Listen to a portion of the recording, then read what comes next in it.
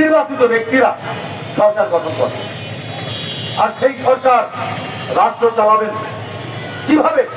তার ইচ্ছা মতো না, সে রাষ্ট্র চালাবে এই প্রকৃতির যে গ্রামার আছে, এই প্রকৃতির গ্রামার পাওয়া যায় পবিত্র কিতাবে, আল্লাহর সৃষ্ট কিতাবে। অর্থাৎ সেই কিতাবের স্পিরিটে মানুষের সংবিধান রচনা হবে, সেই সংবিধান অনুযায়ী রাষ্ট্র চালাবে।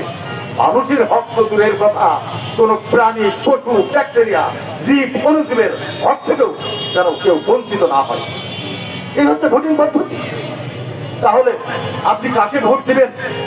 এই পবিত্র আমানত কাকে দিবেন? আপনি তো তাকেই দেবেন যে আপনাকে শাসন করবে।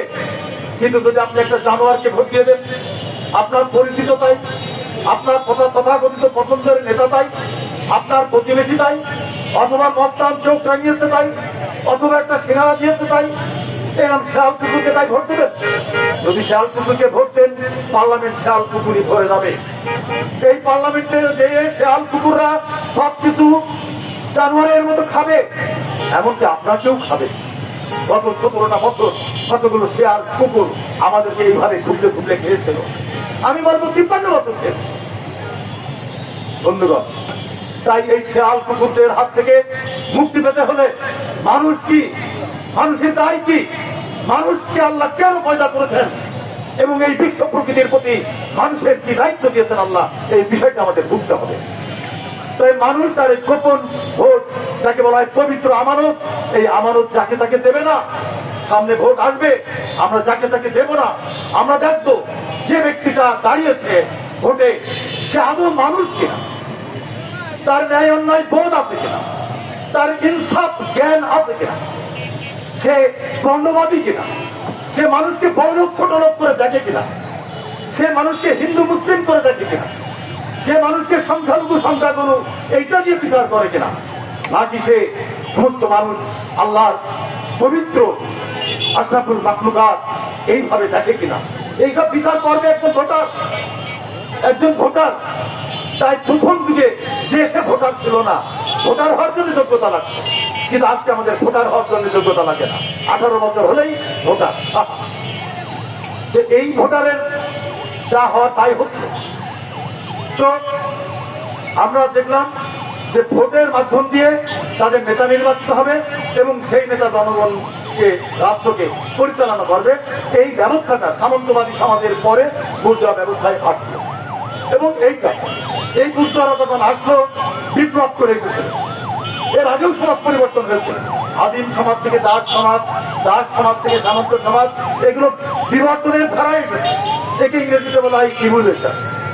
কিন্তু ফরাসি বিপ্লবটা হয়েছিল বিপ্লবের মধ্যে, এটাও পরিবর্তন। ইভলিউশনেও পরিবর্তন হয়, রেভলিউশনেরও পরিবর্তন হয়। ইভলিউশনের পরিবর্তনের মধ্য দিয়ে আমূল পরিবর্তন করা যায় না, মানুষ তার সচেতন প্রায় দিয়ে পরিবর্তন করতে পারে না। কিন্তু যদি রেভলিউশন হয়, বিপ্লব, তাহলে পরিবর্তন করার অধিকার মানুষ নেয়। ফলে তখন সে পরিবর্তন করে তার সচেতন প্রয়াস দিয়ে।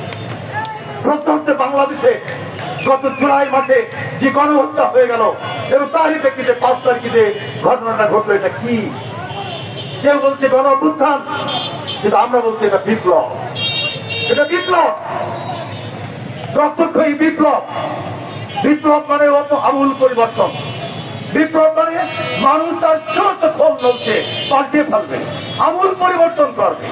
এটা 1971 আমরা বিপ্লব করেছিলাম। তাই পাকিস্তানি সংবিধান লাথি মেরে ফেলে দিচ্ছিলাম। পাকিস্তানি কারোর কাছে আমরা শপথ পাঠ করিনি, আমরা আমাদের সংবিধান রচনা করতে চেয়েছিলাম। কিন্তু আমাদের দুর্ভাগ্য, আমরা 1971 স্বাধীন হতে পারিনি। 1971 আমরা স্বাধীন ছিলাম মাত্র 25শে মার্চ। 1971 সালের 25শে মার্চ রাত থেকে 3রা ডিসেম্বর পর্যন্ত আমরা স্বাধীন ছিলাম। বন্ধুবান, 1971 25শে মার্চ থেকে 1971 3রা ডিসেম্বর আমরা এই সময়টাই পর্যন্ত স্বাধীন ছিলাম। এরপরে আমরা স্বাধীন হয়নি। 3রা ডিসেম্বরে আমাদের এই মুক্তিযুদ্ধের নেতা হয়ে গিয়েছিল ভারত, আর 25শে মার্চ থেকে 3রা ডিসেম্বর এই মুক্তিযুদ্ধের নেতা ছিল বাংলাদেশের সেনাবাহিনীরা, যারা 8টি সেক্টর গঠন করেছিল, যাদের সর্বাধিনায়ক ছিল জেনারেল উসমানী। আর এই যুদ্ধ শুরু হয়েছিল জেনারেল জিয়াউর রহমানের, মেজর জিয়াউর রহমানের স্বাধীনতার ঘোষণার মধ্যে। এর আগে দীর্ঘ মুক্তি সংগ্রামে আমাদের অসংখ্য নেতা লড়াই করে এই বিপ্লবী পরিস্থিতি তৈরি করেছিলেন। তার মধ্যে মাওলানা ভাসানী, তার মধ্যে শেখ মুজিবুর রহমান, তারা প্রত্যেকেই এই সমাজ বদলের জন্য লড়াইটা করেছিলেন। কিন্তু চূড়ান্ত লড়াইয়ে তারা থাকতে পারেননি। প্রতিটা মানুষের একটা সীমাবদ্ধতা আছে, জগতের প্রতিটা বস্তুর একটা ইলাস্ট্রিসিটি আছে। আপনারা জানেন পানি একটা তরল পদার্থ, তাকে তাপ দিলে গরম হয়, কিন্তু তার ইলাস্ট্রিসিটি হচ্ছে 100 ডিগ্রি সেন্টিগ্রেড পর্যন্ত সে গরম হতে পারে, তারপরে সে বাষ্প হয়ে যায়। আবার যদি হিমাঙ্ক নিয়ে আসেন তাহলে সে ঠান্ডা হতে থাকে, এরপরে জমতে থাকে, এবং এর একটা ইলাস্ট্রিসিটি আছে। 0 ডিগ্রি জিততে গেলে সে আর কি হয় না, বরফ হয়ে যায়। প্রত্যেকটা বস্তুর একটা ইলাস্ট্রিসিটি আছে। আমাদের জীবনের একটা ইলাস্ট্রিসিটি আছে। একটা সময় যে আমি মরে যাবো। একটা গাছ লম্বা হতে থাকে, হতে হতে একটা পর্যায়ে যে আর পারে না। একটা বিল্ডিং আপনি বানাচ্ছেন, চকচক করছে, কিন্তু একটা সময় যে তার পলেস্টারা খসে পড়বে, তার ইটে নোনা ধরবে, বিল্ডিংটা ধ্বংস হয়। সব কিছুর একটা ইলাস্ট্রিসিটি আছে। মানুষের জ্ঞানেরও ইলাস্ট্রিসিটি আছে, মানুষের দৈহিক ক্ষমতারও ইলাস্ট্রিসিটি আছে, একটা আন্দোলন লড়াই সংগ্রামেরও একটা ইলাস্ট্রিসিটি আছে। তাই আমাদের যে সমস্ত নেতারা স্বাধীনতার জন্য পাকিস্তানের বৈষম্যের বিরুদ্ধে লড়াই করেছিলেন, সেই ভাসানী, শেখ মুজিবুরা, তারা ওই 25শে মার্চের পরে যে আর সাসপেন্ড করতে পারেননি। তারা কেউ আত্মসমর্পণ করেছিলেন, কেউ ভারতে অন্তরীণ হয়েছিলেন। তখন মানুষের পরে যুদ্ধ চেপে বসেছে, মানুষের কিছু করার ছিল না, হয় মরো নাই বাঁচো। এমন একটা সময় সব থেকে বিপদগ্রস্ত ছিল পাকিস্তানের সেনাবাহিনী, বাঙালি সেনাবাহিনীরা। কেন? এই যুদ্ধ ফল করলে হয়তো বাংলার কিছু রাজনৈতিক নেতার জেল টেল হতে পারে, কিন্তু বাঙালি যারা সেনাবাহিনীর লোক ছিল, এদের সব কোর্ট মার্শাল হতো, ফায়ারিং স্পট হতো। তাই এদের